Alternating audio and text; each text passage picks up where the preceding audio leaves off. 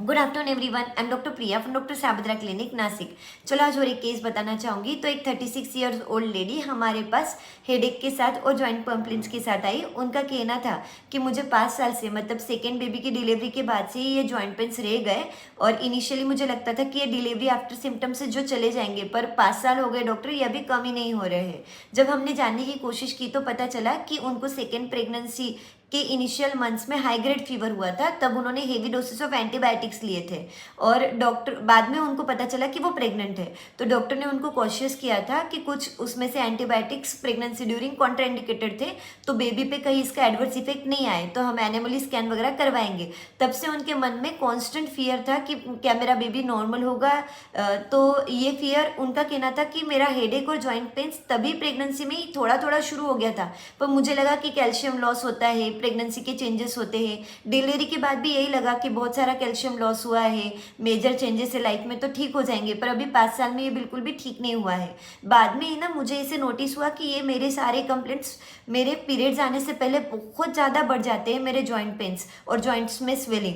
पर जैसे ही पीरियड्स खत्म होते हैं बिल्कुल नॉर्मल हो जाते हैं। तो मुझे लगा हार्मोनल चेंज है क्या। मैंने सारा हार्मोन प्रोफाइल भी चेक करवाया, थायराइड भी चेक करवाया, पर सब नॉर्मल है डॉक्टर। मुझे सारे फिंगर जॉइंट्स में देखो आप कैसे सूजन आ गई है और वो पेन भी इतना ज़्यादा होता है कि मैं बियर नहीं कर पाती। और हेडेक भी मुझे महीने में एक ही बार होता है, पर जब होता है मेरे लेफ्ट आई के ऊपर मुझे इतना सीवियर हेडेक होता है कि कुछ भी कर लो वो टाइम पे वो ठीक ही नहीं होता है। तो हमने पेशेंट के फॉलोइंग रूब्रिक्स लगाए।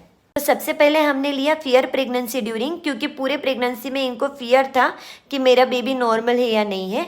फिर head pain, forehead in, eyes above left, ये लिया हमने सेकेंड रूब्रिक, क्योंकि उनको लेफ्ट आई के अबाउ हेडेक होता है। फिर स्वेलिंग फिंगर जॉइंट्स, जो कि नोटिसेबल भी था। फिर उसके बाद एक्सट्रीमिटीज़ में पेन जॉइंट्स मेंसेस बिफोर, ये उनका की सिम्टम था। और extremities pain joints menses after ML.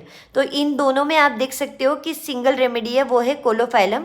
कोलोफाइलम 200 के 2 डोज दिए हमने पेशेंट को, जिससे पेशेंट मैजिकली रिलीव हो गया। पेशेंट के 1 हफ्ते में ही जॉइंट के पेन्स ऑलमोस्ट नील हो गए और स्वेलिंग भी नील हो गई। 3 महीने बाद अभी मेंसेस के बिफोर, ड्यूरिंग, आफ्टर कभी भी पेशेंट को कोई भी एग्रीवेशन महसूस नहीं होता है और पेशेंट बहुत ही बेटर है। यहाँ पे हम कोलोफाइलम के बारे में जानेंगे। कोलोफाइलम एक इम्पॉर्टेंट फीमेल रेमेडी है जो फीमेल में होने वाले हार्मोनल फ्लक्चुएशंस के वक्त बहुत अच्छा काम करती है, जैसे प्रेगनेंसी, डिलीवरी और मेंसेस के ड्यूरिंग और आफ्टर। और यहाँ पे स्मॉल जॉइंट पेन्स के लिए भी और specially small joint pains after delivery में भी कोलोफाइलम बहुत अच्छा हेल्प करता है। तो टोटलिटी रॉक्स। Thank you.